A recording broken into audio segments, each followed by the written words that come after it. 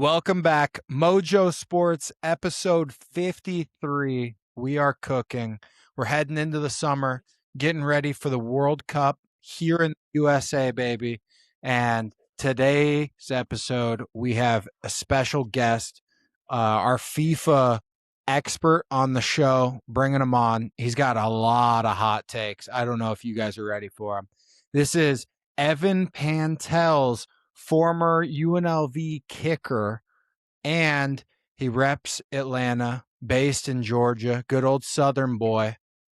I want to say at one point record holder at UNLV for For something. record, sure, it was short. It was short. It was like a Okay. day. It was like a day. It was a day.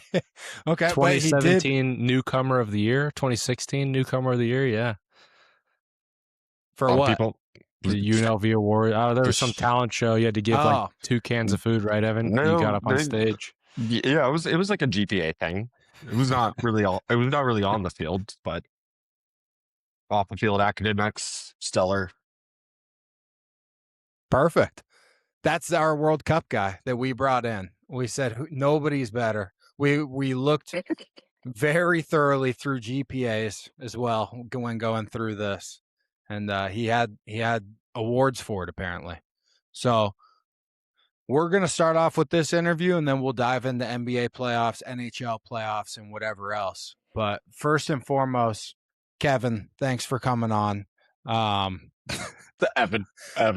Evan, got it. All right, sure. So first off, I just want to say, is it fair to say that kickers in football are just bad soccer players? It's pretty fair. It's pretty fair. Okay. That's kind of why, I ditched the soccer thing. I was like, I got a leg. Let's try to exploit some colleges for this leg, because I'm not going to make it anywhere else. I mean, D2 sounds great for some, not for me. I want to go D1, and I knew I sucked at soccer, but I had a cannon. I made secrets out, right? Yeah, Evan's got cannons. And let's talk about a cannon. Right here. That's a cannon. So that's kind of where I want to go. But yeah, anyone kicking in the NFL, they obviously had a soccer background. They were not really good at soccer. Maybe the Dallas kicker is like a one-off type of guy, but nah. Do you think this trend will change in America, at least, where like people see how much money kickers make? Because you brought up Aubrey from the Cowboys. He just signed like a $12 million deal. But obviously international soccer money is different level. Mm-hmm. But here in the States, football seems like an easier path. Yeah, I mean the amount of soccer talent out there that's now transitioning to NFL kickers is insane. Like it's harder than ever to become an NFL kicker, but that's why the talent is going through the roof. And you got these guys hitting 65, 70. What was the record?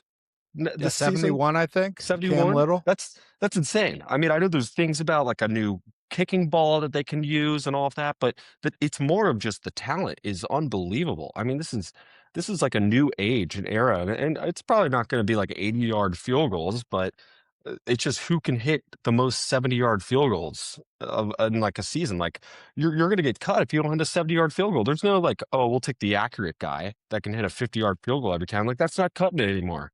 I think it's kind of the soccer background that is just like feeding this whole thing. It's amazing, the talent out there. It's interesting to see just where this is going to go.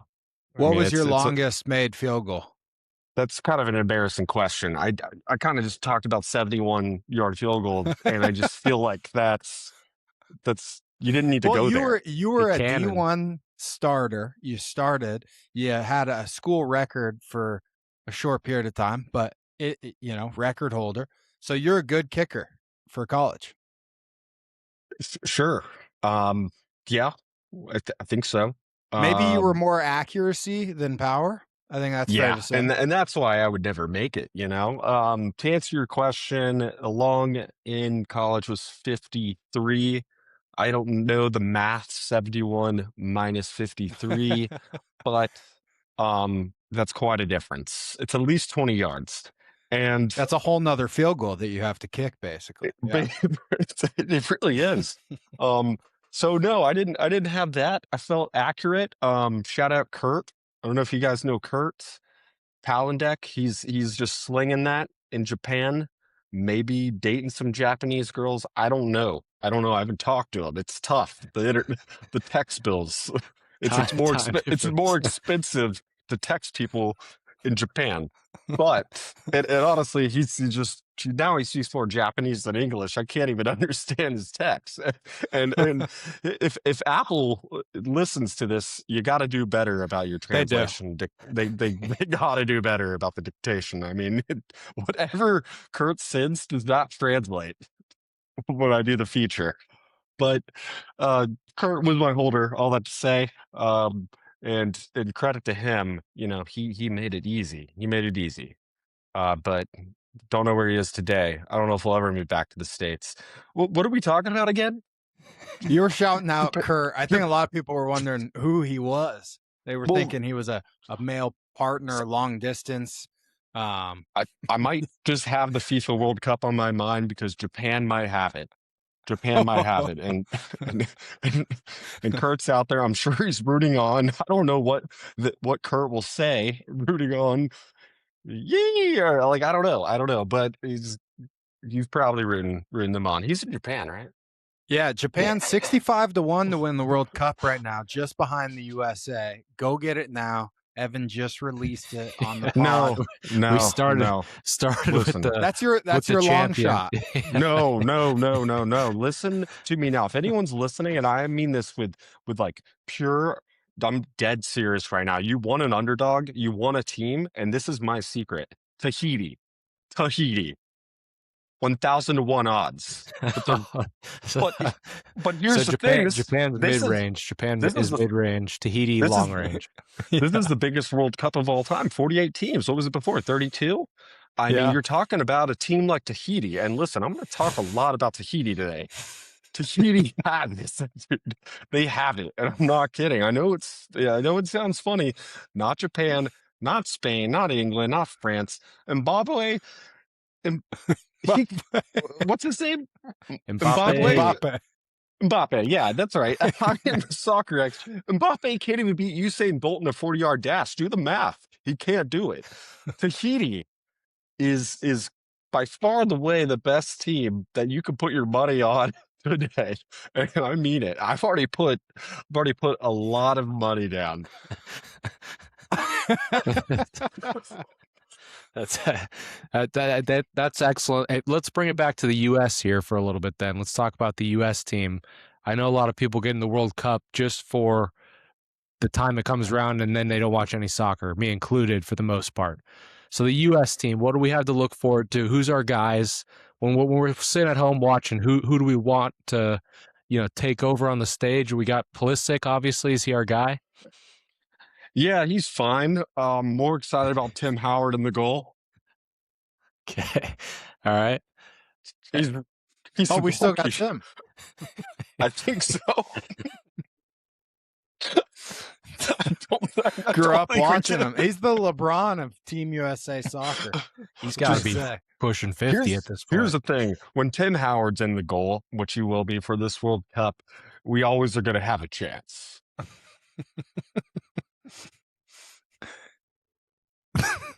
So watch out for him, not Pulisic. Yeah, he's fine. Pulisic, he's fine. Yeah, he's fine. He's okay because clearly that last name is difficult for me to pronounce, and he comes from really like a different country, probably Germany. I don't know. I'd have to. Yeah, he can't be American. No. But who is in America? So except Smith. I don't know. There's probably a Smith on the roster. Probably not playing, but probably one on the roster. Yeah, he's going to be solid. I think the U.S. is going to do okay. I just hope they play. What's the ceiling for the U.S.?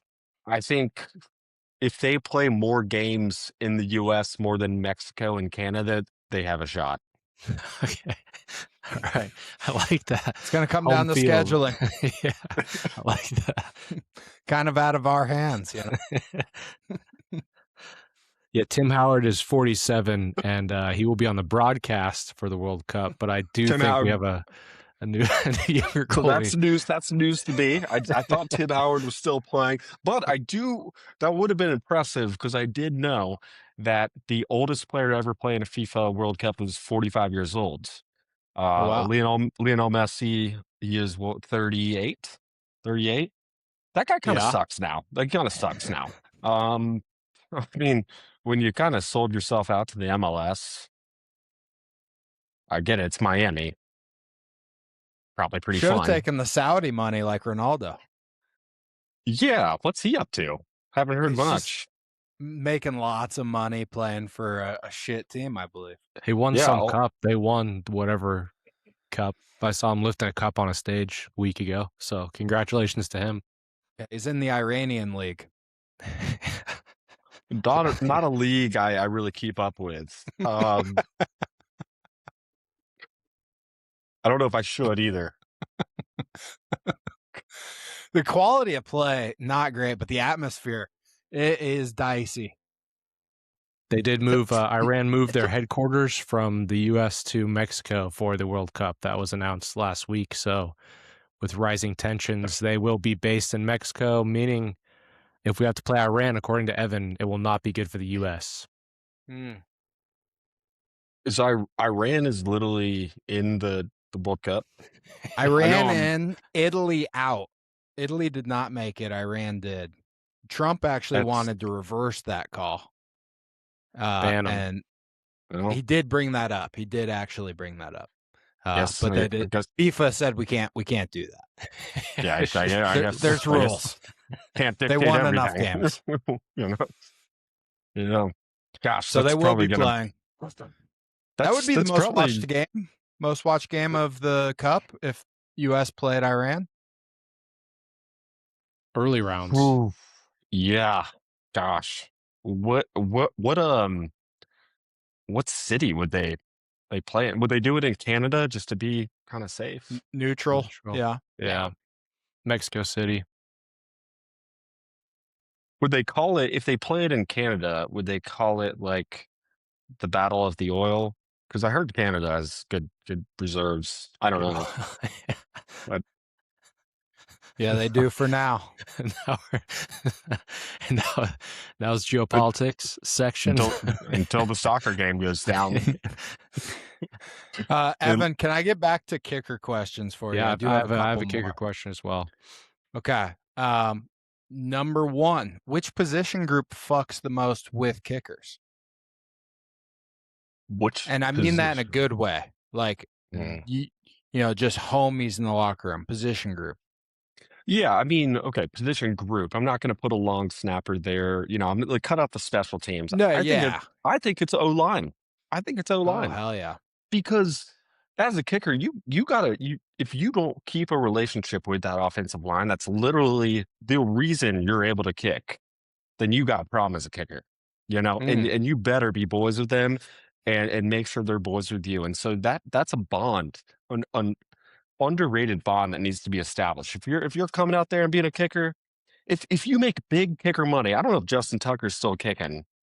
Probably not. He's done some things, but you know, you see all these clips of the quarterback buys, you know, their O-line, you know, some new Ram trucks or whatever. Kickers should be doing that instead. I like that a lot. Now they may not have any money left over. Yeah. But that's okay. That's the price you pay. That's the price you pay. And so I really do believe that. O-line. You gotta appreciate your O-line. I mean, you're not getting the job done without them. I mean, okay. I like that. O-line, I'm sure you got some tight ends and you know, Andrew Price, if you guys know him, he was like a tight end. He was awful at blocking on field goals. Awful, like terrible. But you still got to kind of lift him up. I mean, honestly, literally lift him up after every kick because he got knocked over. But you know, he was an O-line, but at least that line, you know, the offense. It's a lot of gifts. Yeah. Yeah. It'll break the bank, but it's what you got to do.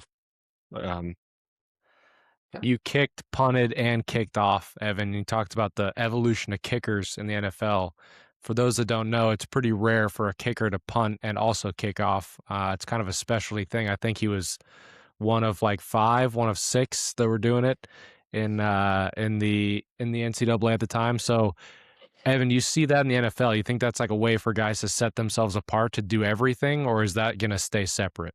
It's going to stay separate. End of question. No, it's gonna stay separate. I guess there's been a couple instances where these kickers or punters are getting hurt. Like, they tear a quad or they get, Andrew Price didn't block, and so someone gets wrecked, and then the punter needs to kick off or needs to kick field goals. Kind of rare, but like, who are you going to take? The guy that can actually do a little bit of both, or he's really good at the other thing, but the other guy's like equally good at the one thing the other guy does. I think you're going to start taking the other guy. I mean, maybe there's a world where you do take a guy that just can do everything, and you only have one roster spot instead of two. Now you add another Zachariah Branch. Go Falcons. Got to be the best player in the league. Put your money down on them. Falcons are going to the Super Bowl. Bye. I like where your head's at, Evan. Less kickers on the roster, less punters on the roster. Condense it down. I support this. Hey, I'm all about consolidation. Yeah, you're good at that. You brought up injuries. You said like sometimes a punter or kicker gets injured. What's more dangerous? Kicking, punting, or kicking off? Well, kicking off is by far, not it. You get injured on a kickoff, you're an idiot. I've done it. Putting has got to be by far the scariest. You got just some big grown men trying to wreck your life and come after you. I also think being a punt returner is got to be the most underappreciated job on a football team. More than a kickoff returner. You got it. But a punt returner, you just head in the sky, you're jiggling, and then you get wrecked. I mean, you try doing that job. Sign me up. Oh, you want to jiggle? A lot of jiggle, and then I get wrecked. Yeah. It sounds great on paper. What about the punch shield guys? You talked about line respect. Those guys talk about getting wrecked. I mean, they basically just stand there and get murdered. What's the relationship with the punter and the punch shield? Well, there's no punch shield in the NFL. True. Yeah, college only for those that don't know. Illegal in the NFL. Yeah, because it's so dangerous. No, the gunners are too good in the NFL, so they don't let them split out and have. You can't run the spread. You got to get the tight formation. Okay. Only two people can release on the snap in the NFL, but everyone can release once in college. That's why you do that. I didn't know that. Spread formation, but with that spread formation comes with a few sacrifices, and typically it's in your wheelhouse. A couple big bodies, offensive linemen, D linemen, people trying to earn a scholarship. Put them there and just let them get wrecked. And listen, I've done many punts in practice. They are trained to just get wrecked. They are not trained much more than that to kind of punch and step out. You're just kind of trained to just take. Yeah, your off-season program is just getting drilled day to day. All fall, all spring practice, all fall camp, all season.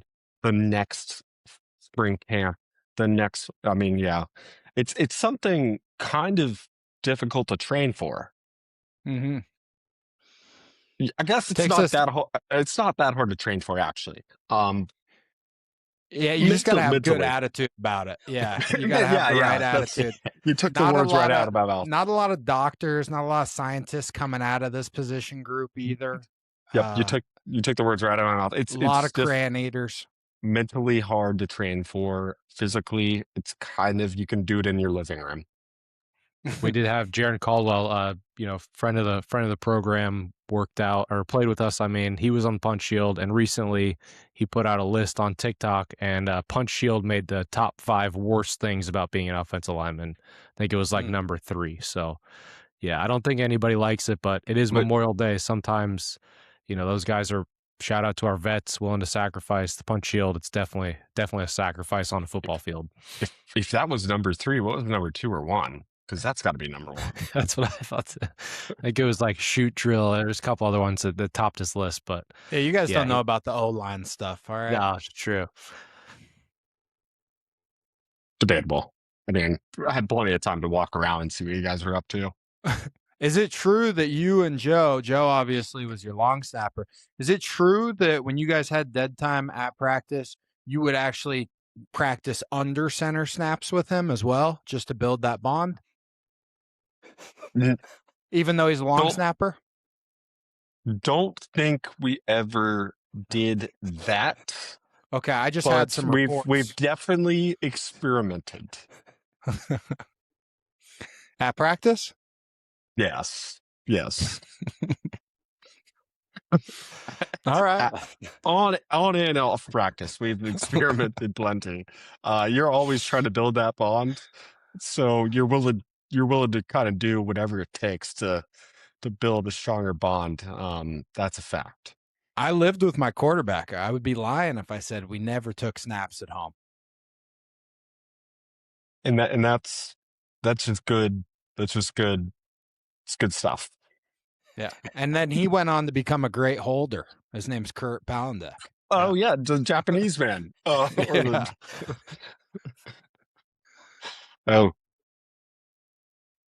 Best coaching advice you ever got at UNLV. I know, and you can shout out multiple if you had more coaches than a few that you want to. Floor is yours. But best advice you ever got from a coach. Yeah, well, I can't speak more highly of the staff at UNLV. Tremendous builders, men, positive is what I would say, most importantly. And that's what's important, to be positive. Biggest thing is just quit being a bitch. Because you're an idiot, just stop overthinking it and just do it. Because you're really pissing me off, and that's the kind of positive stuff that I really think was valuable. But really, just quit overthinking it. Just do it. You're here for a reason, and you just overthink it, and just do it. Just do it. And so quit being a bitch is the best positive advice I've ever received in my life. And you, Evan, you started at Georgia State, is that right? Did you want to talk about your first day on campus? I know that was an eventful day for you. That's a great story if you're willing to share. Yeah, the first day at Georgia State, guys, Atlanta really is safe. I'm here now. It's fine. But first day on campus, just kind of so happened to be in some crossfire of a drive-by shooting. It happens. I'm okay. Did need to be taken into cop car and be questioned. It's fine. It's raining out, so I had to get into the cop car. There's a crime scene. There's tape. Guy unfortunately got hit. I didn't because I was quicker.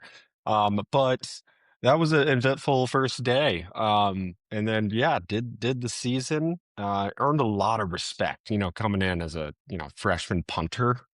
I was really more recruited as a punter to Georgia State, and you kind of come in and you immediately get dapped up and get a lot of respect for being shot at first day.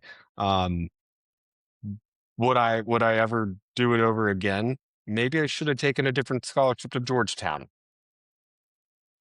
It was on the table. Didn't want to go out of state. It just sounds safer. I've heard Georgetown. Where's Georgetown at? I think it's in the Ivy Leagues, Virginia, somewhere safe. I think it's in DC, right? Really safe neighborhood. I guess on second thought, I've heard a few things about DC as of late. Yeah. Maybe Georgetown isn't better. Well, the first day I got a ride from Evan, I think we got a Chick-fil-A milkshake. He always had some good Chick-fil-A coupons, and there were some bullet holes in the side of his car. So I asked him about it, and he's like, "Yeah, first day at Georgia State, I got shot at," and I was like, "Who's this new guy on our team. He's hardcore, and then come to find out, he's very hardcore. Evan's a hardcore guy. I'm just a lover. But yeah, there was bullet holes in my Mercury Mountaineer. I did sell it for $500 at the AutoZone off Spring Mountain Road, and end up buying a nice Hyundai Sonata Turbo. So Wow, turbo. it's out there somewhere. So it's still in Vegas, I imagine, if you guys see. Do you want to speak on the reports that the shooting was staged to get you clout on your first day and get you dapped up? I today I don't have any knowledge that it was set up for clout. I don't. I could. But it worked. It definitely did work. It definitely did. It sure did. What worked? Just being shot at and then going out and punting the next day in practice. And you bet your ass I was hitting spirals, just bang, bang, bang. It was popping off the foot, bang, popping off the foot. I mean, I was inspired a little bit.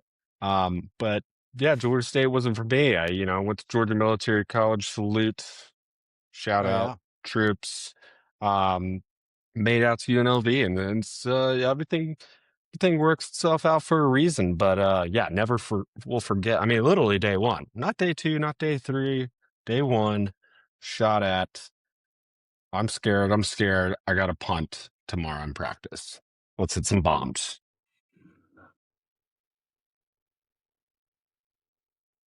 Joe, you got anything else? I got a couple more. Yeah, I got one more here before we wrap up. Got the Falcons sweatshirt on. You got some new blood in town. You got Tua's in town. You got Mr. Penis as well. Nice. That's a good shirt. Cat Lantern for those listening. Multiple cats in the background. But now you got Tua. They call him the big cat, I think. So what do you think? Tua, is he the guy? Is Mr. Penis the guy? How you feeling, lad? You said Super Bowl. Tua's the guy? I've never heard Tua was described as big cat or the cat. It's not. That was the blatant lie? The sum I'm trying to get going, it hasn't gone yet. If it was true, then I would have told you he's the guy. But no, it's going to be Penix Jr. Penix Jr. Yeah, it's going to be him. Yeah, man, he's back from the ACL, no problem. It's amazing how fast these guys come back from an ACL injury. It's insane. I mean, I'm sure he has a very fine doctor that Mr. Arthur Blank paid for. He's going to be back, but if Penix goes down, Tua can come in, maybe get another concussion in the next play, and then I really hope Strand, number three QB, Strand, 6'5", comes in. If you haven't seen clips of him, he might be a future QB1. Strand. I mean, he looks like a better version of Josh Allen coming in hot. So Penix will be the guy. Tua is going to come in. We'll get another concussion. It's easier the next time, and the next time you get a concussion. I don't know, but I've just heard this. And then Strand's in. And Strand, I think, is going to be special. So I'm excited to see the Falcons in preseason, see Strand get some reps, because he's going to be big. I just looked up nicknames. Tua has a couple. The Samoan Sniper is one of them. Skinny Tua, that was following his weight loss journey. And then Tua Infinity and Beyond. Was there the concussion coconut or anything like that? Or... I missed that one. The big cat didn't make the list. It's all right. Tan Marino. Tan Marino's a banger. Here's the thing. I do love the fact that you got two pretty solid lefties, working with these receivers, It makes a difference. If you go from left to right, way different. Spiral, spin.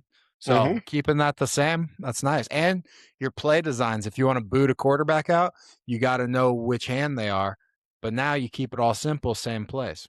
See, now you're going a little bit above my head. I don't even know what you're talking about. I'll boot and stuff. I'm just punting the ball and kicking it. But it sounds promising. And so I'm really excited about the Falcons this season. You've been to games before. You go to a lot of Falcons games. Season What ticket is holder. what is it like watching Bijan in person? He's my Oh, favorite. dude, here's my honest take. So I'm a season ticket holder. I am up in the 300 row. Season tickets aren't that cheap. That's why I continue to play the Georgia lottery to try to move down one day. But if you ever watch Bijan in person, your ankles will start to hurt while watching. It's the weirdest thing. So I've started to bring some icy hot, some knee braces, some ankle bracelets, uh, and Ankle uh, bracelets. uh, a- ankle braces and ankle bracelets too, because Power you really balances. need all the support you can get watching them. It actually hurts watching your knees play. So you watch them do a big run, and you're like, I'm ready for my next beer, and it's kind of you feel very unsteady trying to kind of jump over, people, excuse me, through the aisle to get out. It's really concerning. And then you definitely do Bijan jump cut a few people dodging through the stadium to get to your beer because you have to. I did hurt my knee one time doing that. I won't do it again. But it's really special to watch, but it does kind of hurt to watch at the same time. Mm.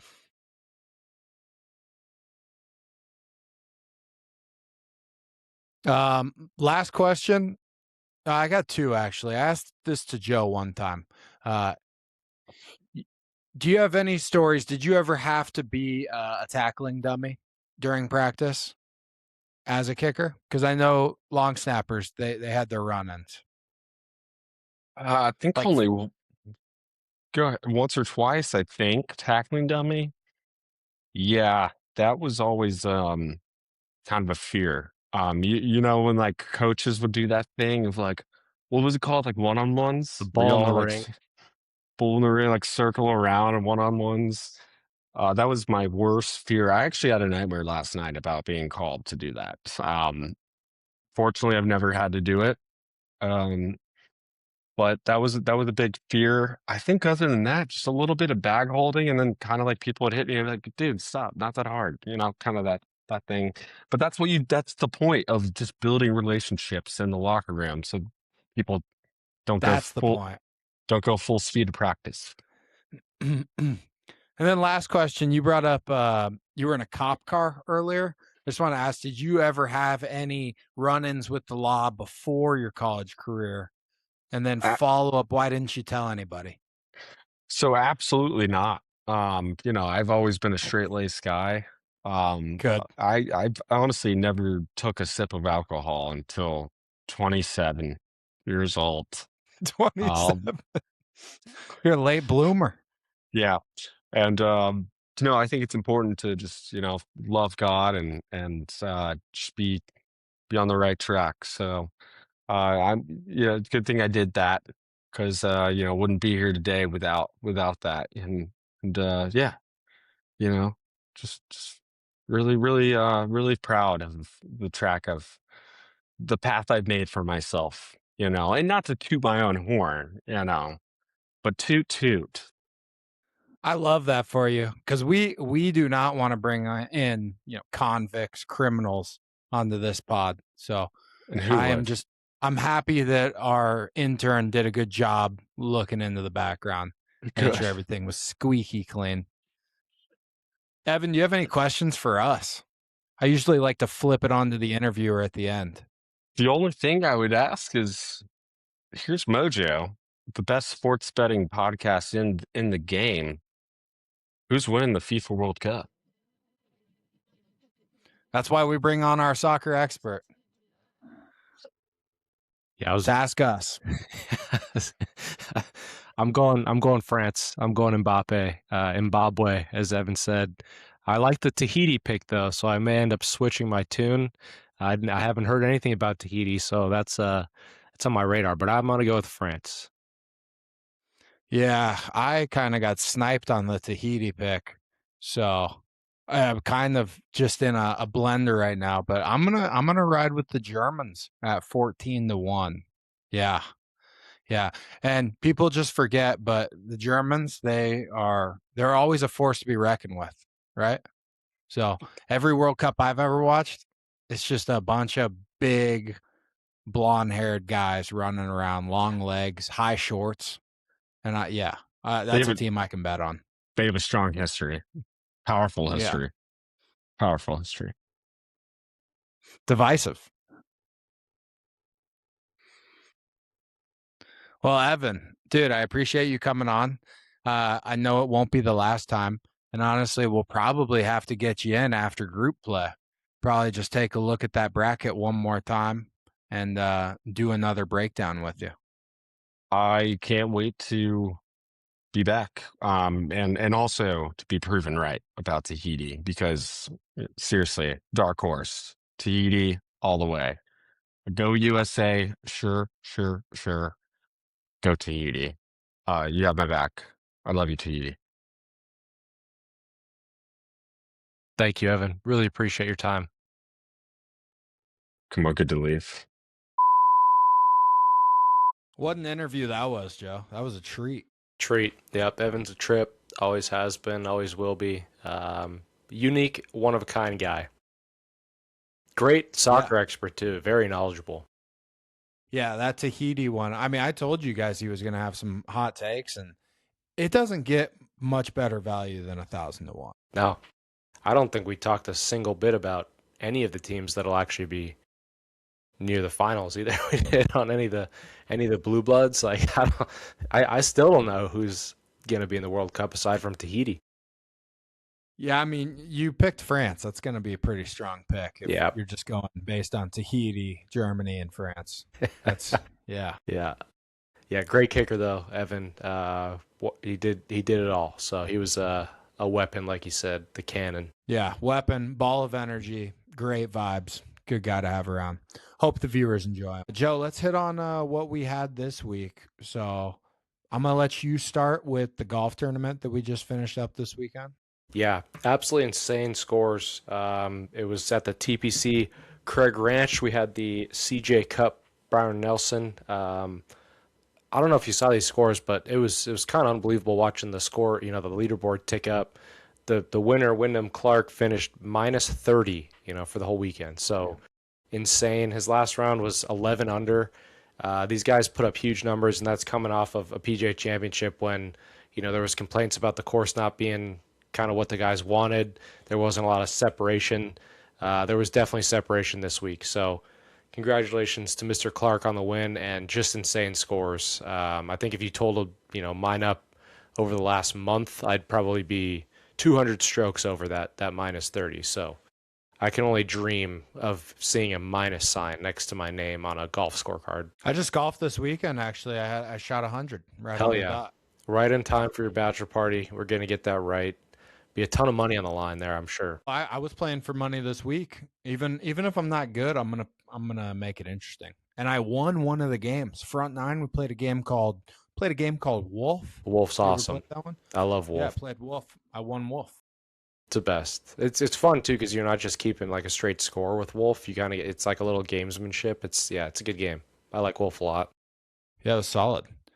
Then after I got done with that, I went home and I watched some MMA fights. No UFC this weekend, but we did have Aiden Rosk, Brand Risk Promotions, Way higher fighting. quality. Yeah. Let me tell you, Joe, it was obviously a lot of people want to see Johnny Manziel versus Bob Menery. It was the worst fucking MMA promotion I've ever watched. And if you know me, you know I watch some low-level fights. Like I'm in the community.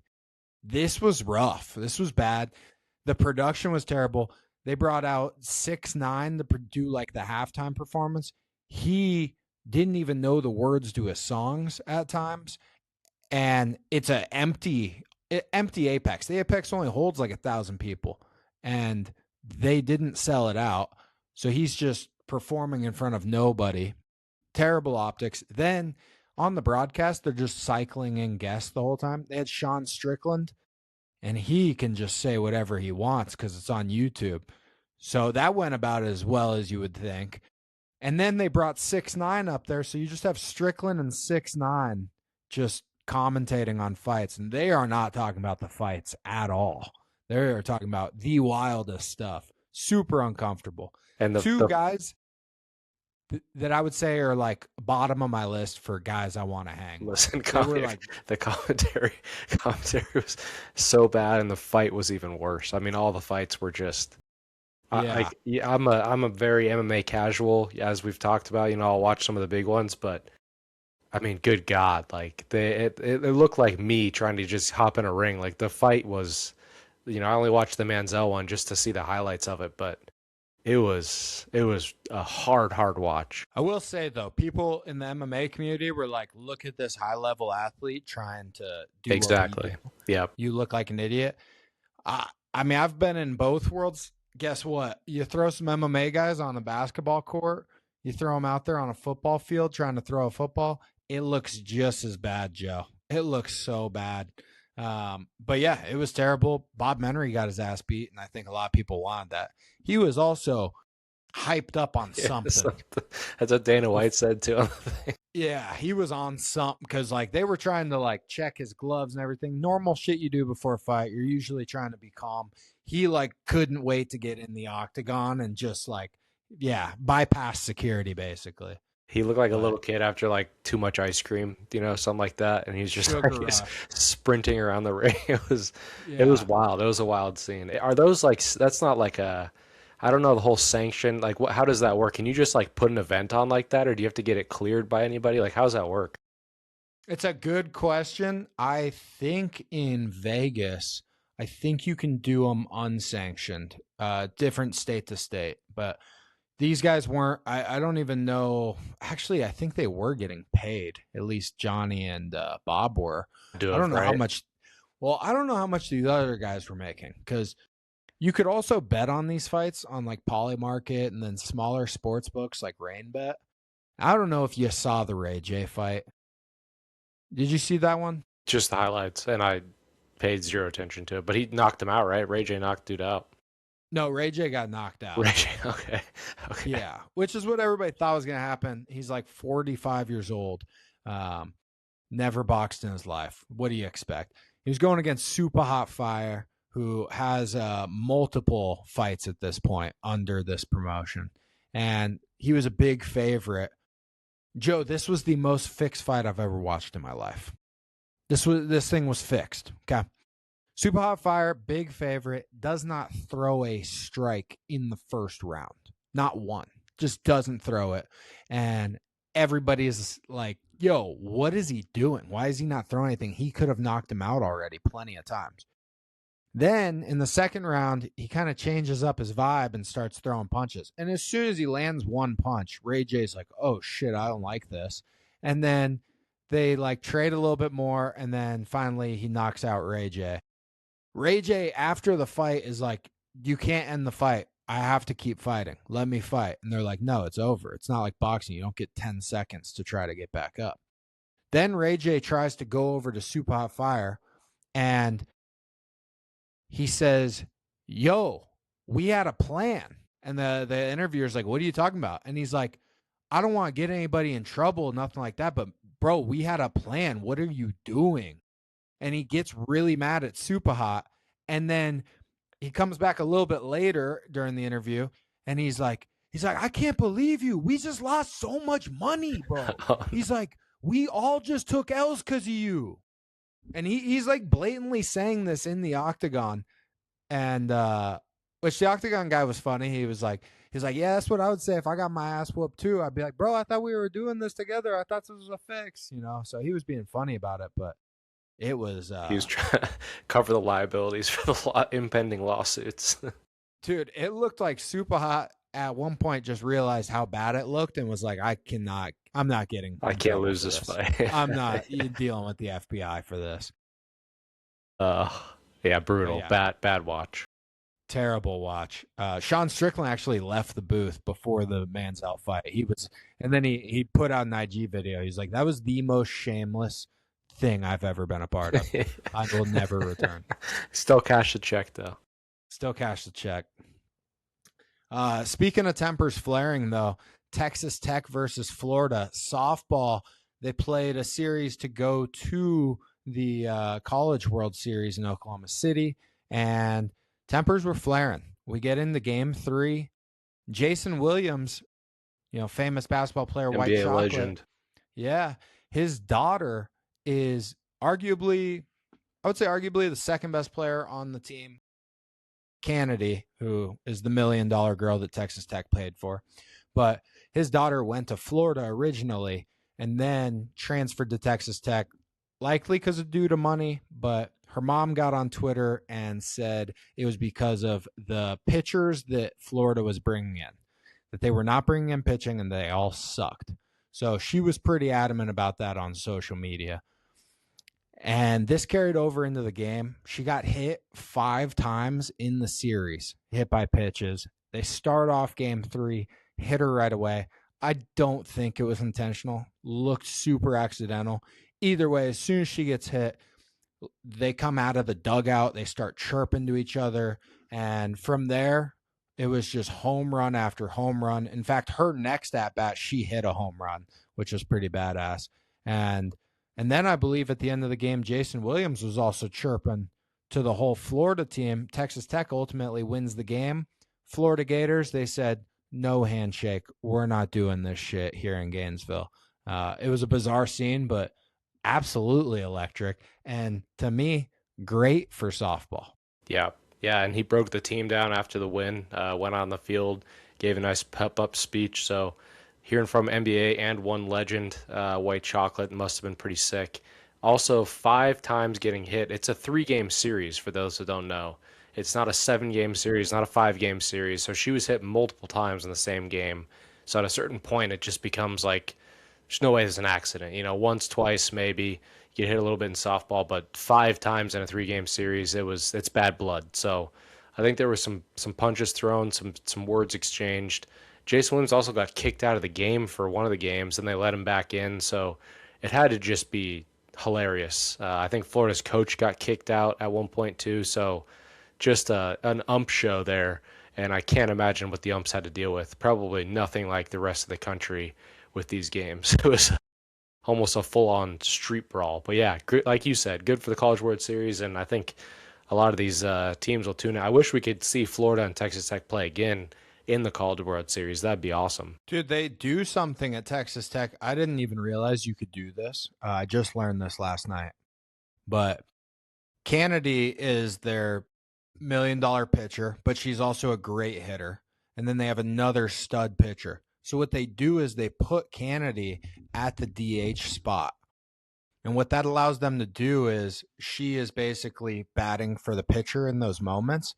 When the starting pitcher does bad, they put Kennedy, they sub in their DH as pitcher. So then she pitches for an inning or even just an out, gets the out, gets out of the jam. She goes back to DH, and the pitcher is still in the game because the pitcher never technically left the game. They just switched their DH and their pitcher. So Texas Tech rotates their pitchers, these 2 girls, the entire game. Wow, that's within crazy. the same innings. Yeah, wow. I didn't know you could do it. It only works because she's the DH, so she is the 9th player. Can you do that in baseball too? Yeah, technically you can do that in baseball. Wow. It's the They same should do a lineup. Shohei. Yeah, which I think they probably will at some point, I would guess. Just bring him in for like a couple, get a big out. That'd be sick. Yeah. I don't see why not, yeah. But I thought that was cool. So that's talking softball, and honestly, softball heating up. I love this time of year for softball. I think it's probably my favorite women's sport. I'll go on record to say that. I like softball. I like volleyball. Yep. Yeah. College World Series in general, softball and baseball is awesome. Yeah. Other college news, we had Coach O rejoining the LSU Tigers. Go Tigers. Sounds like he's going to be in kind of like a recruiting. Well, it's not. We'll call it what it is. Job. He's going to be a full-time coach. He just has one of those, basically when a team has 16 strength coaches, half of them are position coaches, just without the title. Yeah. So yeah, I'm excited for that. I think Coach O being in Baton Rouge, I can only imagine how they're feeling about it. Maybe get some of those 2019 vibes back. Yep. He's going to be the Louisiana consultant for Mr. Yeah, I feel like Lane Kiffin's just going to be like it's his consigliere. I think that should be his title. Official title Yeah. is consigliere. Yeah, I mean, Lane's new, and now he brings in Coach O, and if he wants anything done, Coach O knows exactly who to go to, and he's already got the connections made. They're going to get a lot of shit done. This might have been a genius power move by Yeah, Lane, I think honestly. LSU's going to be nasty. I hope so. It's always fun when they are. I It's agree. always more fun.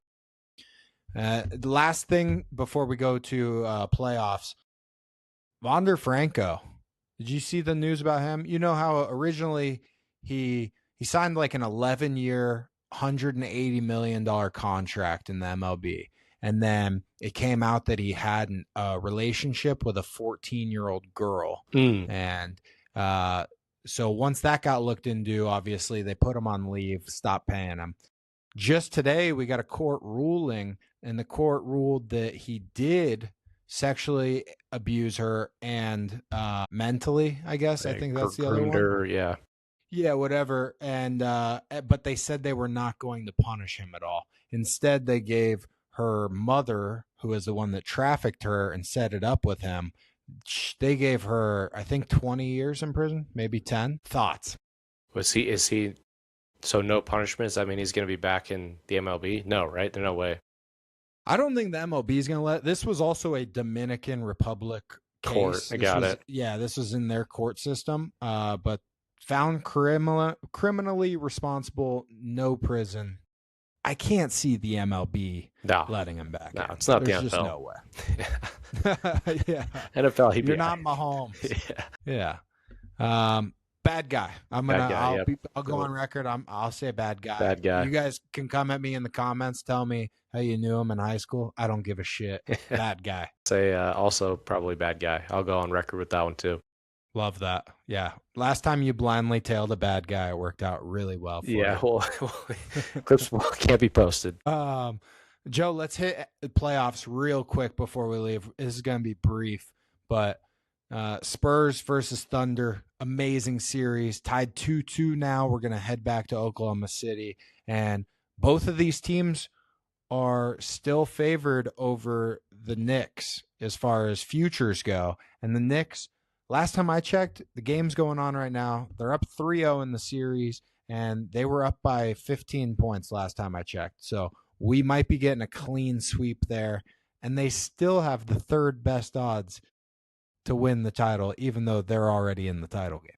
I know. It feels crazy. It also is it's 9 in a row or 8 in a row. This will be 9, something like that. They've rattled off just unbelievable. Yeah. They're fun though. I'm glad it's the Knicks. I didn't want the Cavs. I kind of don't really care between the other ones. I think the Thunder Knicks would be a better, like more fun series. But also we get Wemby if it's the Spurs. So I think either one of those is going to be a great finals. And the Spurs Thunder series has been really fun to watch. I mean, they keep going back and forth. Wemby has great games, then SGA will put on. Like it's just that side does feel like whoever wins that game is going to win the title. But the Knicks, feisty. Yeah, Knicks are very feisty, and I think everybody at this point agrees they could win the finals. They're still going to be the underdog, either team they play. And watching the Thunder series, it just feels like a chess match the whole time. Because when Wemby's on the court, the game just changes. You have to address him somehow. And whether you're double, triple teaming him, they're often putting smaller guys on him. And then as soon as he leaves the court, you got to go, okay, we got to make a run here. We have to go get our points because you're not going to get him when he's in the game. So really fun. It's one of those series that I can't help but to just watch the lineups. I normally don't do that, but I'm watching the lineups and seeing how these teams really attack each other. A lot of fun. And the Chet Wemby thing, I didn't really know about the beef until now, but I guess it's a beef that spans a lot of years at this point. And it's a fun big spidery huge guy NBA big battle. Usually you don't get that. I feel like it's the guards, it's the shooters. You know, those are the ones in the media kind of getting the FaceTime and the shit talking to each other. But when we have two big guys, I feel like that reminds me of like the 90s. You know, we got some bad blood with some big bodies. So the Wemby Chet thing is it's a funny battle to me because they're both like the biggest spidery looking dudes, and they just kind of hate each other, and you can kind of tell. Yeah, from two different parts of the world too. We're just putting up our aliens against each other. Yeah, literally duke it out. How they're gonna duke it out on like Fashion Week next. Wemby will come out in like a monk outfit. Chet will be in his TV commercial high fashion shit. It should be that'd be the runway battle. It's like Zoolander. And apparently, I saw a thing by Wemby, an interview, and he said they've never talked to each other. Yeah, well, Wemby doesn't speak English, so Chet probably doesn't know French. Speaks it a little bit. Yeah, speaks it a little bit. That is funny they haven't talked because you'd think they definitely Wemby definitely times? speaks English. Yeah, I know. Yeah, because basically all through high school they kept having to play each other in like the world play. So we finally get to see it at this stage. Chet obviously leaning on Shea a little bit for some help. And Hartenstein. I'm telling you, as soon as Wemby gets a superstar, though, this whole league flips on its head. Yeah. And actually, right now, the Greek Freak sweepstakes are happening in real time, and a lot of people making a push for them. I saw something today that says the Lakers may have a package where they could keep LeBron, Luka, and Reeves and still get the Greek Freak. So we just got to wait and see, but that's one of the best parts about the NBA is the offseason. It is so impactful compared to other sports. And yeah, big names are always moving, but since you're only playing 5 guys on the court at once, those big blockbuster trades like really swing odds. Yeah.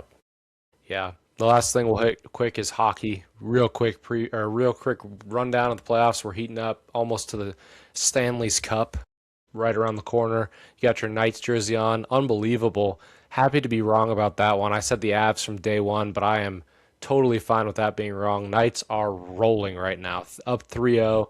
It's looking like a clean sweep. Game 4 is back at home again, so the Knights look incredible. The Avs do have some injuries. Obviously, McKinnon hasn't played. He played last game, but he's hobbled. I think it's the Golden Knights. The Avs seem to be in shambles. Knights fired their coach. People forget that, like a month before the playoffs. Mm-hmm. So unreal run. It was looking bleak, but now it's looking great. So hopefully that finishes out. The other series is the one to watch. So I think the Knights will have a little bit of a rest. And the Canadiens and the Hurricanes, that series is unbelievable. The first, last game, 2 games ago, there was about 7 goals in 2 minutes. So it's fireworks all across the board. Your Hurricanes up 2-1 right now. The series is tied 1-1. So that game's going on as we're taping this. I feel like it's going to be Knights, Hurricanes, but what do you think? You still on the Hurricanes? Yeah, Knights, Canes, and I still think the Canes get it done. I think what we saw in game 1 was just rust. They hadn't played in so long. Too much rest.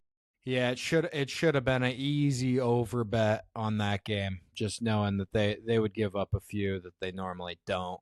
But yeah, I still feel good about them overall. And the Knights right now, I saw a map, one of those maps. It's like the most hated team in each state. The Knights filled up the whole West Coast. They hate them, everybody hates the new kid on the block. Uh-huh. If they win tomorrow, that's going to be 3 Stanley Cup appearances in 9 years of being a franchise. So if you ain't you hate us if you ain't us. Yep, that's how exactly. They say it. Exactly. Well, Joe, it's been fun. We got an interview. We're back in interview season, getting ready for the World Cup, and we just hit all the sports you could think of, playoffs, everything. Not sure if we'll have a guest next week, but I'm going to try like hell to get one because that was a lot of fun having Evan on here. And we got plenty of resources we can go to. We know a lot of idiots that played sports, so not a short list there. But it's been great having you guys along with us, and we will see you next week. Adios.